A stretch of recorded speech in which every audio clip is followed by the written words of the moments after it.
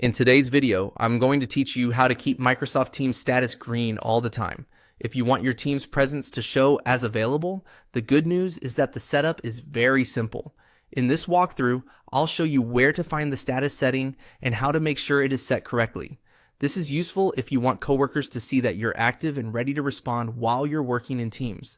To begin, go to Microsoft Teams. You can do this in your browser or in the desktop app, depending on how you normally use it.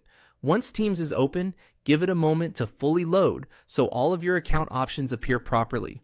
Starting from the main Teams screen will make the rest of the process quick and easy. Next, look to the top right corner of the screen and click on your avatar. This is the small profile picture or account icon that opens your personal menu. If you don't use a profile photo, it may just show your initials instead. Clicking this area gives you access to several account and presence settings, including the one we need for this tutorial. After that, click on your current status.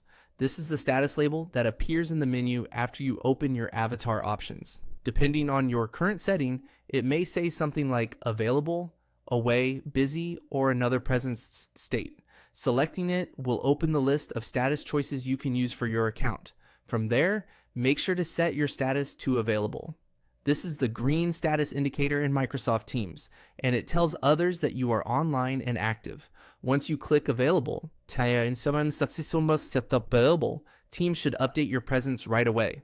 As a quick tip, if your status changes later, it's usually because Teams automatically updates presence based on your activity. So if you notice it no longer appears green, you can return to the same menu, click your avatar, open the current status, and set it back to available again.